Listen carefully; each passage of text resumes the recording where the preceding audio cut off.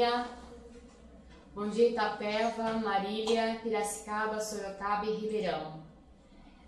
Hoje contamos com a presença ilustre da doutora Luísa Emir Lago, médica, psiquiatra e sanitarista, diretora do CRATOD, Centro de Referência de Álcool, Tabaco e Outras Drogas da Secretaria de Estado de Saúde e coordenadora do Programa Estadual de Tabagismo.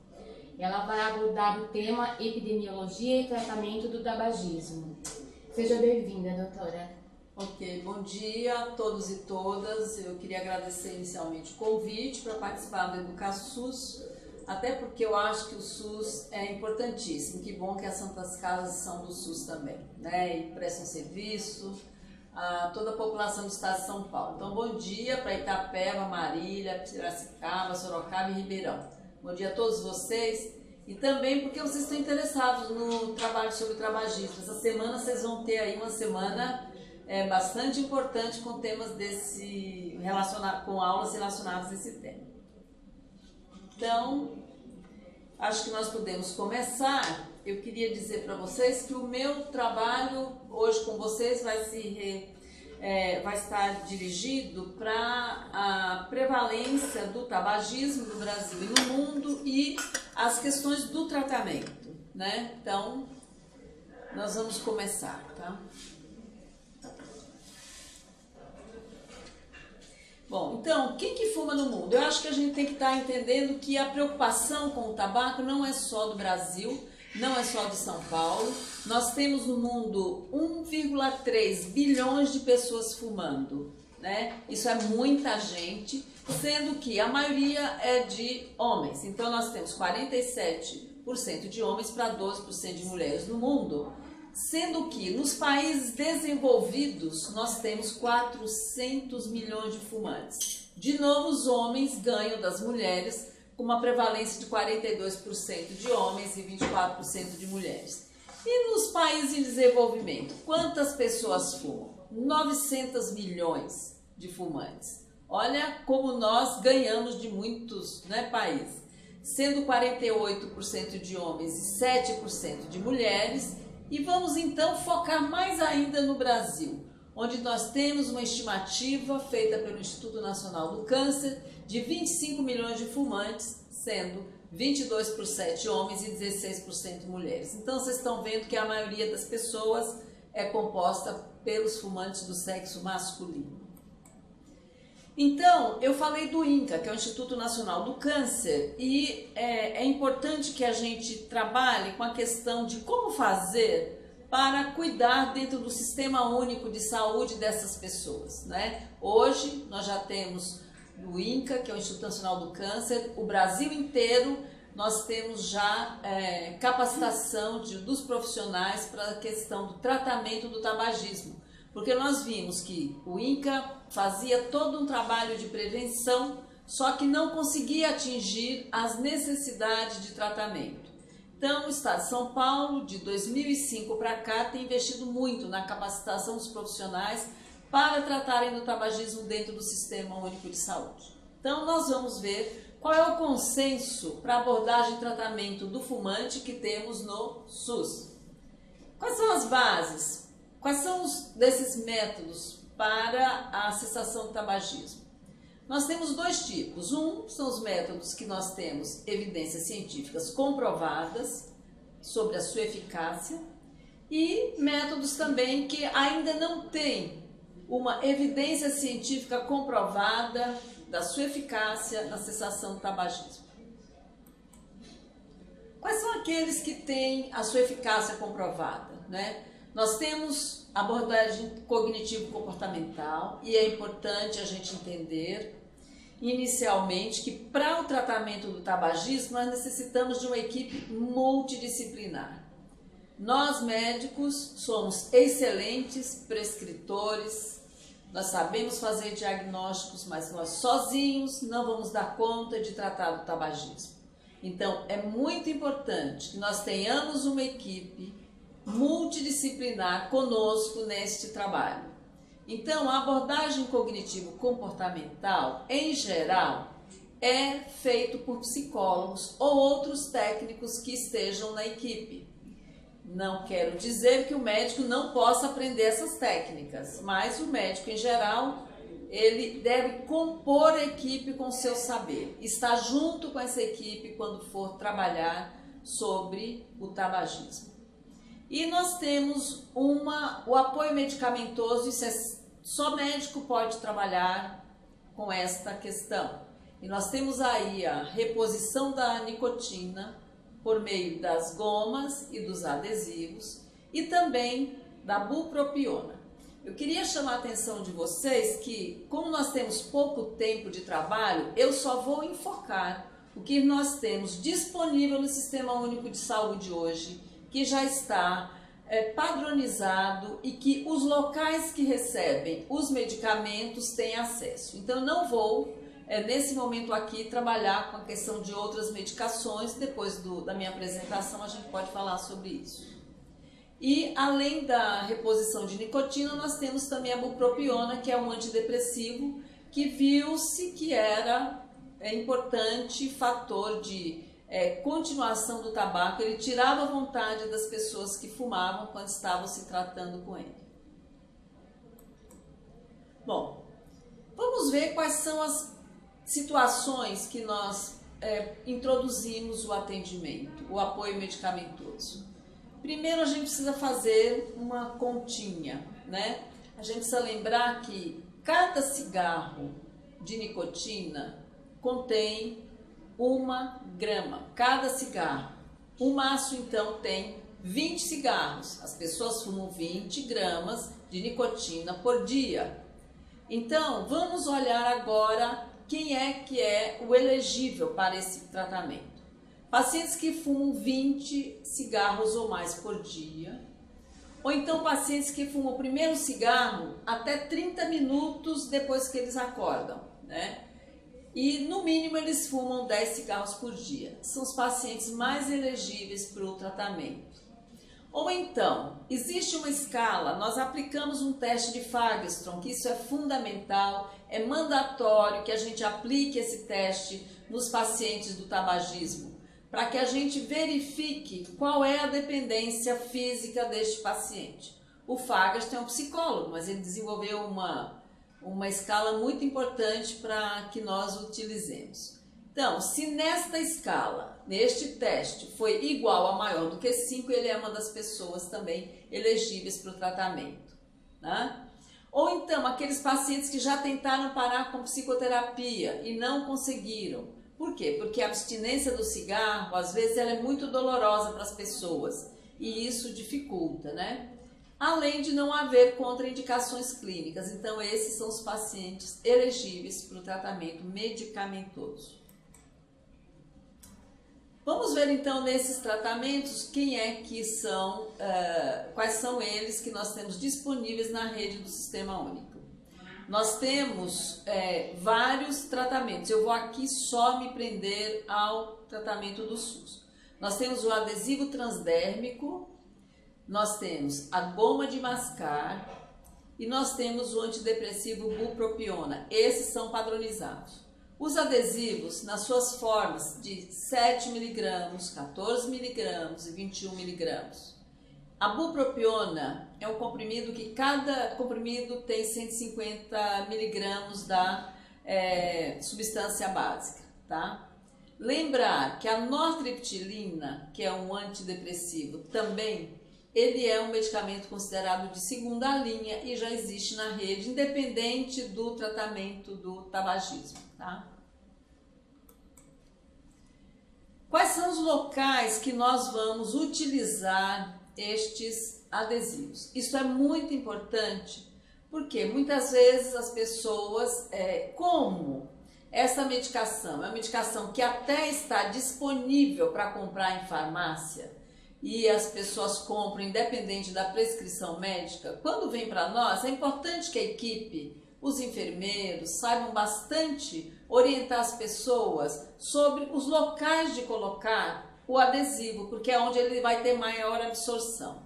Então, vocês podem perceber que aqui na região dos ombros, seja nesta parte, frontal ou aqui atrás, em cima, ela é permitido. Mas na parte frontal, olha, em cima das mamas, não. Ela pode ser permitida também aqui embaixo das mamas, não em cima da mama, tá? E atrás também. O pet também pode ser colocado, e é bem importante que coloque aqui no deltoide, na região do deltoide, ou aqui do lado também, na região ali abaixo das costelas. Abaixo da cintura se questiona a absorção do PET que tenha uma absorção adequada, portanto, a gente prefere não utilizar, porque não está comprovado que essa absorção se dê naturalmente, tá? Então, a gente prefere não indicar isso. Onde a gente garante que tenha mais segurança também da absorção são nessas regiões que eu falei, que estão em verde aí na apresentação. E é importante também, quando a gente vai orientar, e daí a importância da equipe multidisciplinar, que normalmente o enfermeiro oriente o cliente sobre a colocação desse adesivo na parte da manhã, rodiziar a cada 24 horas, não deixar exposta ao sol por conta de queimaduras, né? E nas mulheres, a gente tem que evitar a região mamária, e os homens, é importante evitar a região com pelos, porque aquilo fica muito doloroso quando vai retirar, né? E à noite, quando as pessoas vão dormir, se estiverem com insônia, por favor, retirem, orientem para retirar à noite o adesivo. O importante é lembrar, como é que a gente vai fazer a administração desses adesivos? Vocês vão ter que fazer uma continha, e essa continha vai ser de acordo com a quantidade de cigarros fumados. Se a pessoa vai fumar 20 cigarros por dia ou um maço, que é a mesma coisa, é importante que a gente faça a conta e ofereça, administre os 21 miligramas, que é o primeiro adesivo. Isso dura uma semana com 21 miligramas do adesivo. Na semana que vem, é importante você observar qual foi a evolução dessas pessoas e já baixe para 14 miligramas durante mais uma semana. E na terceira semana você baixa para o 7, né? É importante que você faça essa retirada gradual. Você vai dessensibilizar à medida que você vai oferecendo a reposição da nicotina. Volto a falar para vocês que apesar da gente ter essa medicação disponível em farmácia, muitas vezes as pessoas compram e usam do jeito que acham que tem que usar. Isso é complicado, né? Por quê? Porque a gente tem que fazer uma avaliação clínica dessas pessoas. E aí eu gostaria de estar falando para vocês que é importante que a gente verifique inicialmente, quando a pessoa vem buscar o atendimento, que ela passe primeiro, antes de fazer qualquer abordagem, por uma triagem. Para isso é importante que a gente faça uma dosagem de colesterol, vamos ver como é que está a glicemia dessa pessoa, vamos fazer uma avaliação breve dessa pessoa para começar o tratamento, um raio-x de tórax para ver se ela tem alguma lesão. Isso é muito importante, que antes de começarmos o tratamento, o médico faça uma triagem clínica nela, né? E é importante que a equipe multidisciplinar também avalie o grau de motivação que essas pessoas têm para o tratamento. Porque uma pessoa que vem sem motivação, certamente ela vai ser, provavelmente a gente não vai ter muito sucesso. Uma outra coisa, quando elas vêm com indicação, porque ou para, porque tem um enfisema, porque teve um infarto, a gente precisa avaliar toda esta condição para poder administrar a medicação para ela, né? É importante que no uso da bupropiona, normalmente, pela nossa experiência, a gente só utiliza a bupropiona se a pessoa tem sintomas depressivos.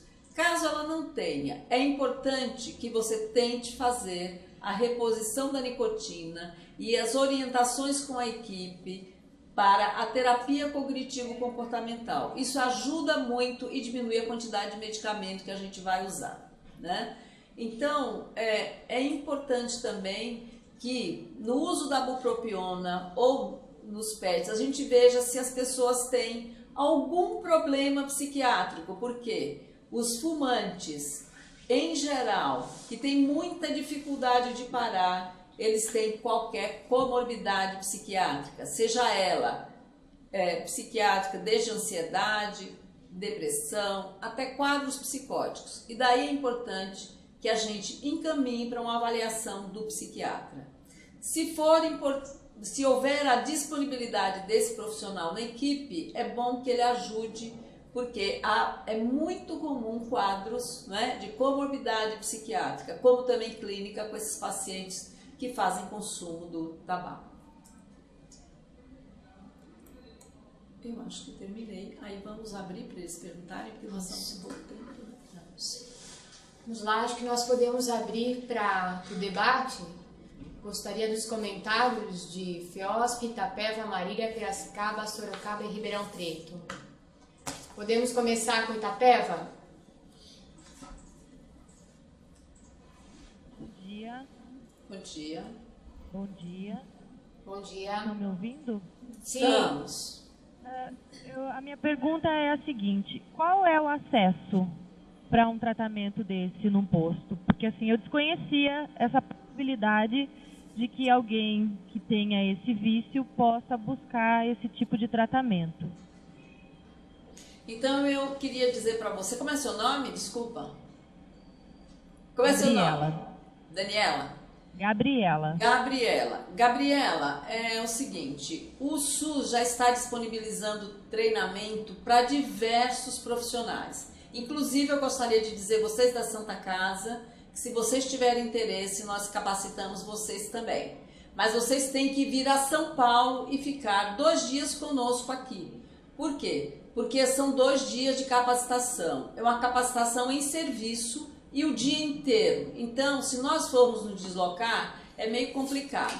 Mas já existem diversos locais no estado que têm já o tratamento instituído. Infelizmente, eu devo confessar para vocês que muitos profissionais vieram capacitar e não implantaram o tratamento na sua cidade. Isso é uma questão séria de vontade política do gestor local, porque ele libera uma equipe, porque nós capacitamos a equipe inteira. Em geral, vem o médico, é exigência que tenha um médico, né, que vem mais um psicólogo e um enfermeiro. Essa é a equipe básica que nós pedimos para vir, tá? Temos que ter essa equipe. Como vocês são vinculados ao SUS, inclusive medicação, vocês saindo, vocês poderão ter um projeto e pedir a medicação para o Ministério, porque vocês são vinculados ao Sistema Único de Saúde. Então é importante que as Santas Casas, como vocês, estejam também interessados em fazer parte dessa grande quantidade de pessoas que buscam tratamento.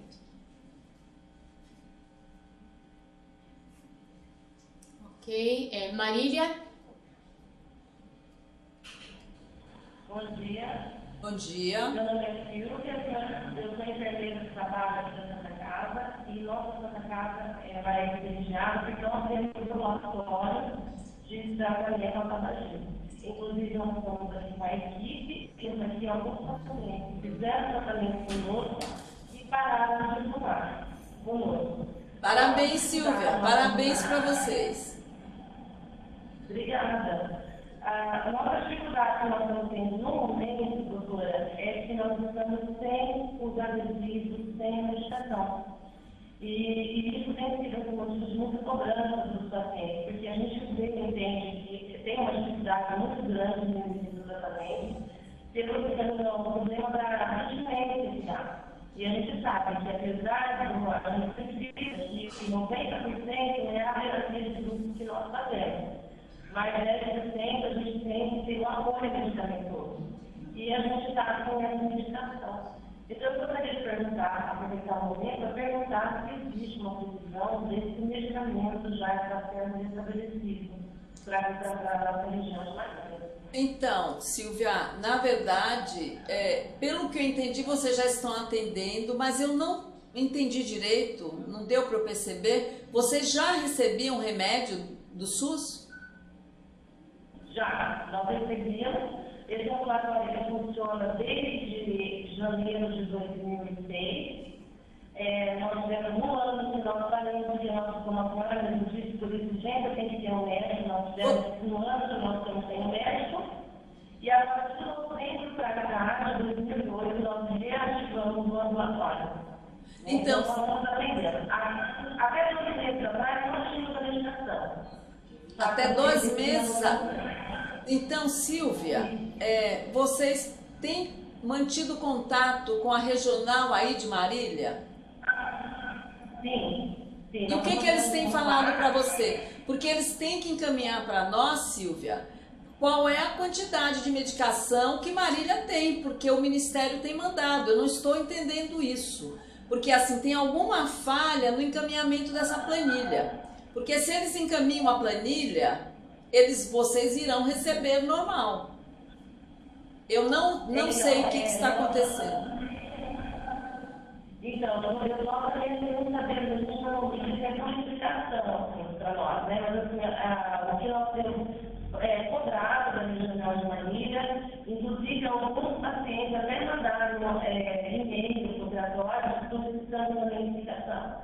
Mas a gente não teve essa explicação. Olha, eu prometo que eu vou verificar o que está acontecendo, porque é estranho. Marília é um polo extremamente... vocês aí têm um trabalho muito bom. Eu estou estranhando essa sua fala de que já está cadastrada, já recebe remédio e agora está faltando há 2 meses. Eu vou verificar o que acontece e eu vou entrar em contato com você sim, tá? Lá, Piracicaba. Olá, bom dia. Bom dia. Meu nome é Otoniel. Eu tenho um questionamento, sim. A gente sabe que as pessoas que de repente querem parar de fumar por conta própria têm uma dificuldade muito grande. Então, como foi colocado da equipe multidisciplinar, para dar um acompanhamento a essa pessoa, realmente é fundamental, em termos de alimentação, o psicólogo para acompanhar essa pessoa, enfim, envolver aí várias áreas para que possa dar o suporte adequado e ele realmente possa parar de fumar. Uma outra forma, a gente está discutindo uma outra teleconferência, por vontade própria, acontece quando a pessoa de repente tem um susto, né? Acontece alguma coisa na saúde dele que naquele susto ele realmente para de fumar. Isso é uma situação que ocorre. Então, a minha pergunta é o seguinte, a pessoa que quer parar de fumar e tiver acesso a esse controle com uma equipe da rede municipal de saúde, utilizando ou a goma de mascar ou se não o adesivo. Essas 3 semanas que foi colocado de período para poder diminuir a quantidade de nicotina no organismo, qual que é a quantidade que ele tem que atingir para que ele pare de usar esse adesivo e daí não tenha mais a vontade de voltar a fumar? Visto que, e daí qual que também é a eficácia, ou seja, de quantas pessoas que fazem o tratamento, quantos que realmente param de fumar? Uma vez que tem outras situações relacionadas, uma pessoa vai numa festa, agora até diminuiu bastante, porque agora com a lei que tem nos bares, talvez a gente consiga até reduzir mais essa questão, porque às vezes a pessoa está usando adesivo e tudo mais, mas ele vai frequentar um bar e aquela questão, é bonito ele estar num barzinho fumando, ele está sozinho, é como se fosse o companheiro dele, então tem outras situações que é mais forte do que o próprio tratamento. E agora com essa lei pode ser que diminua ainda mais.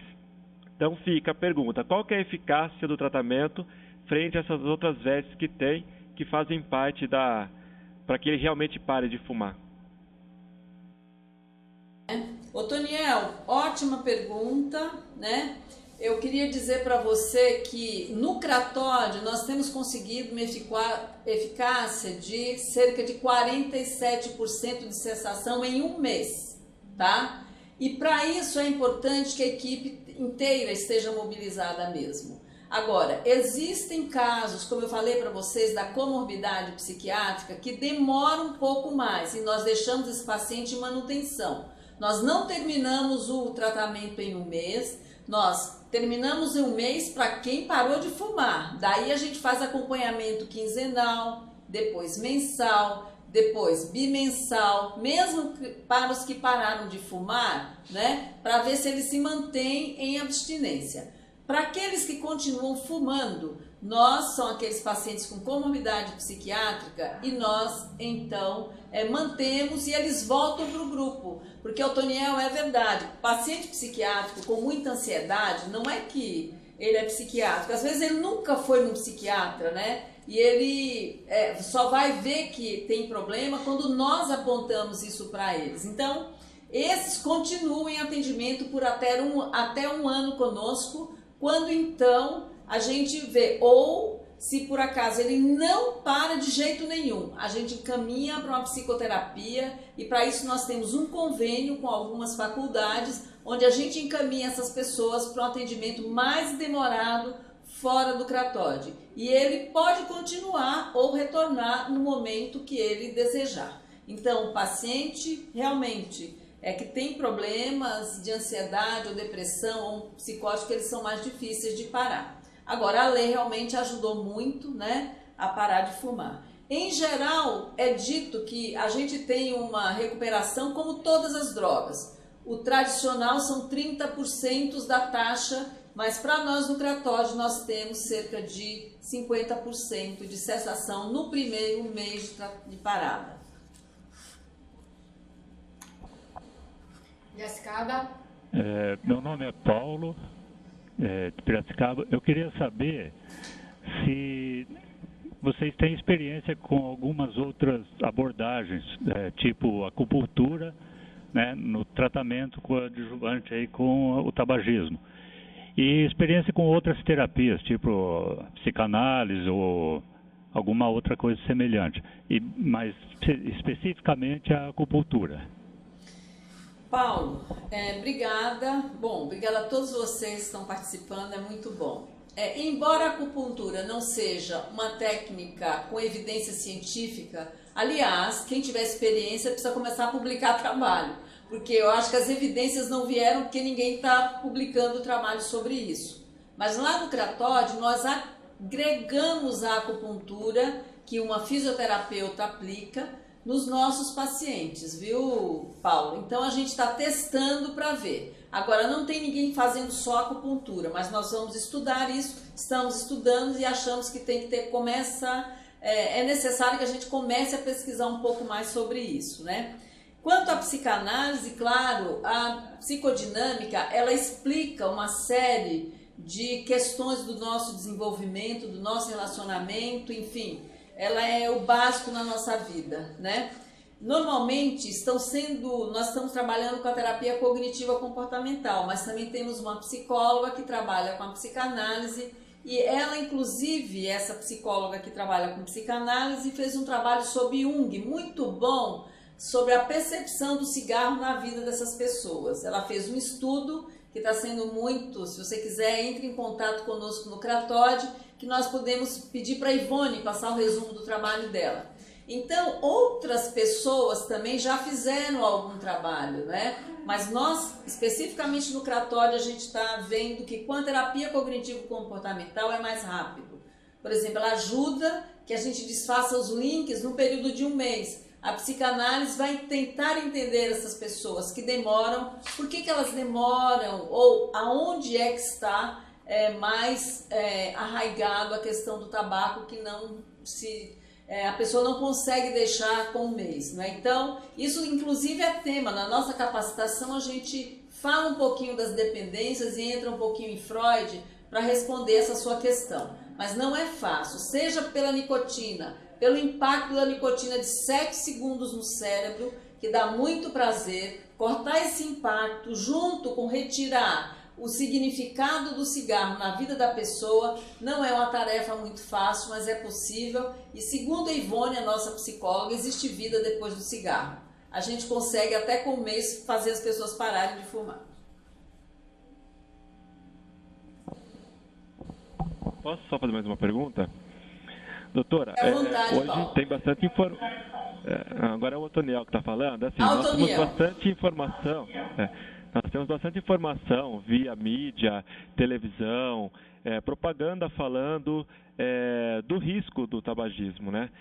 E daí eu pergunto o seguinte: existem famílias em que a mãe ela é fumante, né? Ela convive com o seu cigarro no dia a dia, e daí, durante o período de gravidez dela, ela fuma e não para. Essa criança que nasce continua convivendo nesse ambiente onde a mãe ainda é fumante. E daí eu pergunto o seguinte, existe o período da gravidez, que essa criança já está ali dentro convivendo com isto, ela nasce, ela convive na família com as pessoas que fumam e depois tem uma série de informações contra os riscos dessa doença. O que é mais forte? Essa criança, durante o período dela, vai chegar numa certa fase que ela vai virar fumante, ou esse trabalho educativo faz com que ela não vire fumante? O que é mais forte? Olha, você fez uma pergunta bastante importante também, viu, Antoniel? Seguinte, obviamente que essa criança já vem sendo sensibilizada para ser fumante desde o útero, porque essa substância é absorvida. Inclusive amanhã a doutora Estela, que eu espero que você volte para fazer essa pergunta para ela, vai discutir um pouco sobre a questão de mulheres e gravidez e o tabagismo, né? Eu acho que isso é importante. Mas eu te digo que muitas dessas crianças não fumam. Pelo contrário, elas até conseguem fazer essa mãe parar de fumar, dependendo do grau de informação que chegue nessa criança. Então, a informação é fundamental, e às vezes uma criança só para te dar uma ideia, nós fomos para uma ação do tabagismo sábado no Ibirapuera, aqui em São Paulo, porque sábado foi o Dia Nacional de Controle do Tabagismo. E eu vou te contar o que aconteceu lá que eu vi. Um pai parou de fumar, sabe por quê, Otoniel? A filha dele, devia ter 1 ano e 8 meses, não estava querendo beijá-lo pelo cheiro dele de cigarro. Quando ele percebeu que ela não queria mais beijá-lo, porque ele cheirava, ele não cheirava, ele tinha aquele odor, ela fazia carinha, ele resolveu que ele ia parar de fumar. Então, o que eu quero dizer para você, isso está no dia a dia, as pessoas estão aí. Uma criança de 1 ano, veja, 1 ano e 8 meses, ela não tem ainda informação suficiente, a não ser ela ver a mãe, que certamente ela via essa mãe, que fazia alguma caretinha quando o marido chegava. E a criança pôde sensibilizar o pai com aquela atitude para parar de fumar. Então, geneticamente, essa substância altera o gene, a nicotina ela é mutagênica, né? Mas ela vai conviver com essa mãe, com esse familiar, e pode ter problemas, sim, muito sérios de saúde, desde rinite, sinusites, até outras doenças mais graves, como câncer, por exemplo, porque ela é um fumante passivo. E se a mãe tem consciência, ela pode ser que a genética dela não transforme num câncer imediatamente, mas ela pode, ao longo da vida dela, também vir a ser.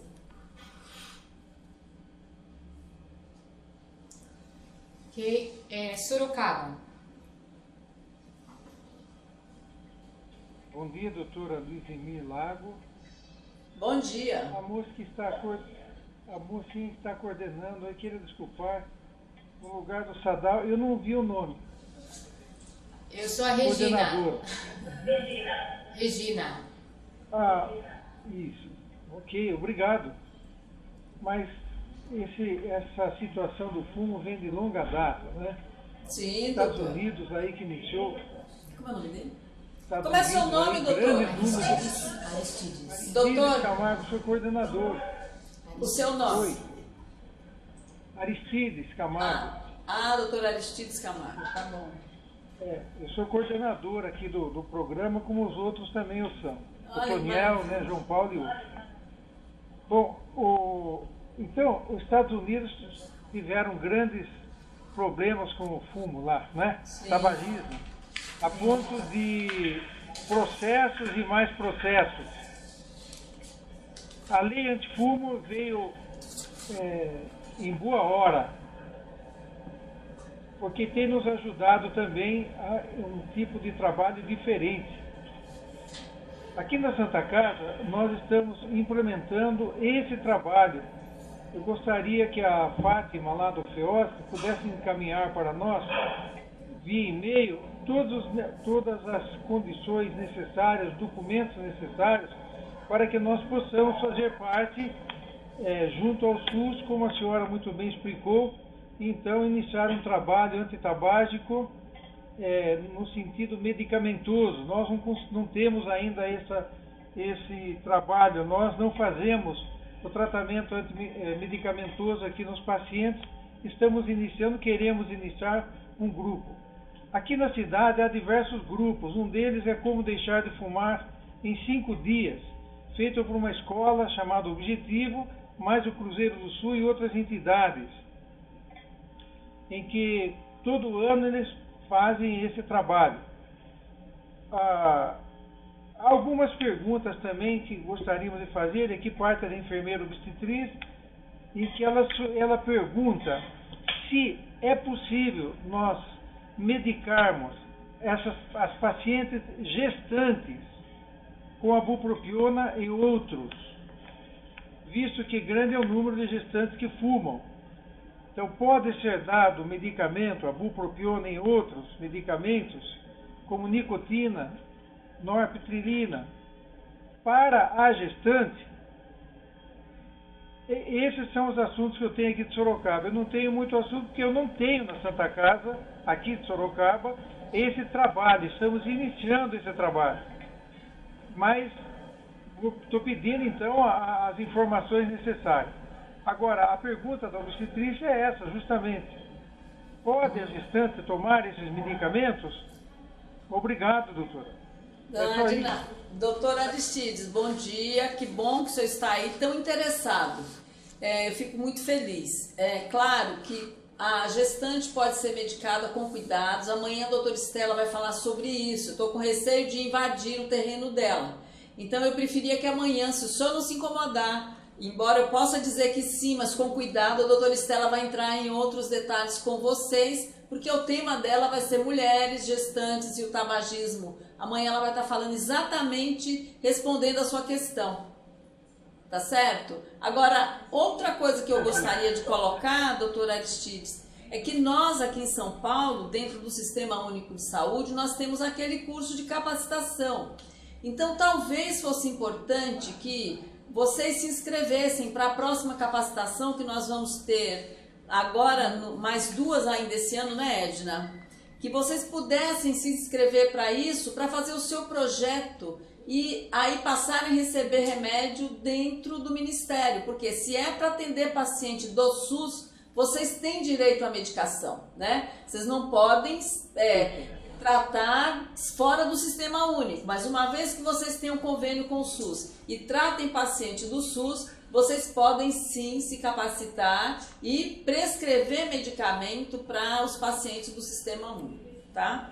Então, vocês têm que acessar, ligar no Cratódio, acessar nosso site ou passar um e-mail para cratodia@saude.sp.gov.br e vocês se inscrevem nesse curso na próxima capacitação. Lembrando que são 2 dias e lembrando que os médicos têm que ficar período integral. Não adianta o médico querer chegar e dizer vou embora porque já sei tudo. Ele pode saber de tudo, mas não sabe, é quase tudo. Então o médico tem que ficar aprendendo um pouco com a equipe e ficar os 2 dias conosco. Então aí vão ter essas perguntas que o doutor Aristides está formulando, que eu não vou adiantar, que a doutora Estela vai estar aqui amanhã falando com vocês, em maior detalhe nesse curso que nós damos. É um curso rápido, capacitação em serviço, não é nenhum curso dentro da universidade, mas é para o SUS, como nós tratamos no SUS, com a base que o Ministério da Saúde nos deu para que a gente capacite o Estado de São Paulo. Interessante. Podia repetir, é o que está escrito aqui, Cratodi, é isso? Cratodi, é isso, né? C-R-A-T-O-D mudo, isso mesmo. De mudo. saúde.sp.gov.br.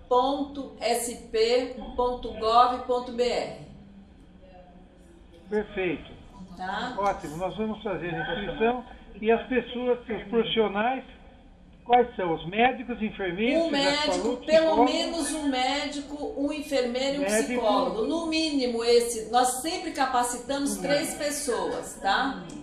Para que comece o trabalho, né? Depois, se houver interesse de nutricionista, aí vocês vão mandando aos poucos e vocês ampliam aí na Santa Casa de Sorocaba o trabalho.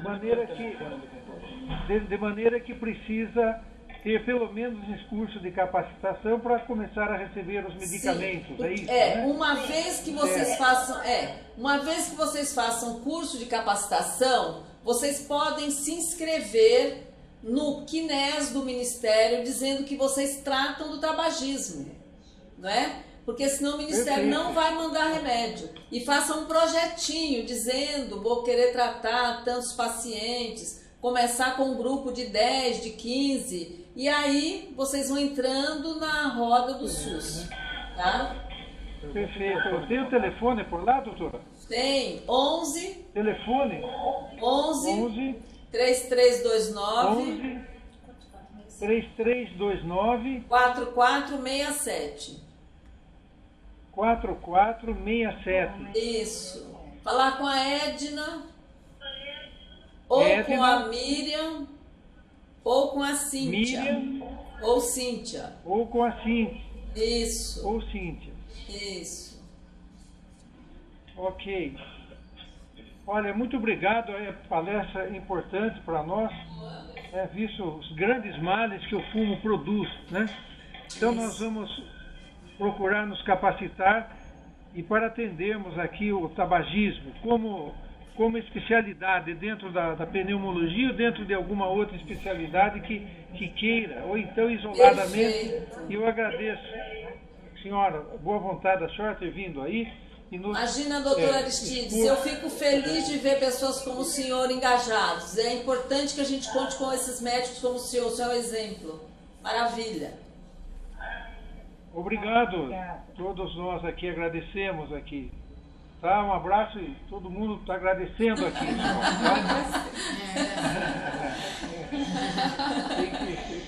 Que bonito. É com o braço, é com a mão, é com tudo. Bom. Lá, Ribeirão Preto, por favor.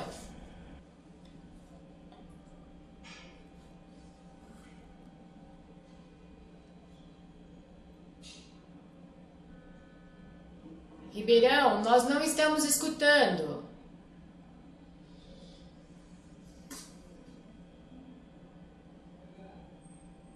Newton.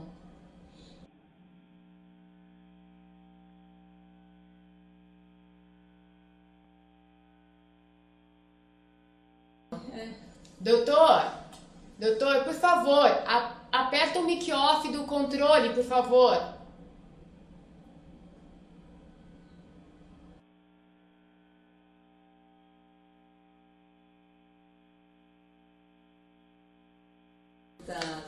Aí é complicado, né? Imagine eu.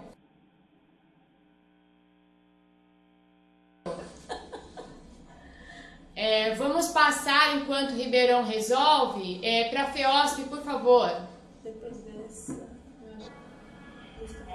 Bom dia, né, doutora? Eu gostei também, nós gostamos muito da palestra. Eu queria informar a doutora Aristides que eu vou tentar localizar a portaria que trata do assunto para encaminhar para o senhor. No momento só isso, muito obrigada, e também ajudou bastante, porque cada um de nós conhece um fumante, né? Então, só isso. Deixa eu aproveitar, você falou da portaria, dá uma olhadinha na portaria 442 do Ministério da Saúde, 442 de 2004. Essa portaria 442 de 2004, ela dispõe sobre o tratamento do tabagismo no âmbito do Sistema Único de Saúde, tá? Tá bom, obrigada. Ribeirão Preto. Sem contato com o Ribeirão. Não. Não conseguimos contato com o Ribeirão Preto. Mais alguma questão, mais alguma pergunta? Bom, então, a senhora tem mais alguma coisa a colocar, doutora? Não, eu gostaria de agradecer a participação de vocês, fiquei muito feliz de estar aqui, agradecer o convite da Santa Casa, no EducaSUS. Eu sou uma fã do SUS, Vocês não imaginam que eu acho que é uma academia estar dentro do Sistema Único de Saúde. Vocês vão concordar todos comigo. Então, enquanto participando dessa academia do SUS, vamos trabalhar super legal. E que bom que vocês estão nisso. Foi um grande prazer estar aqui hoje com vocês. Obrigada. Bom, eu gostaria de agradecer a todas as entidades participantes, mais uma vez a doutora Luiza Emília e sua equipe, e convidá-los para o nosso próximo encontro, que amanhã nós vamos abordar sobre doenças do tabaco relacionadas com a doutora Estela Regina Martins. Dou por encerrada a sessão, muito obrigada. Tchau.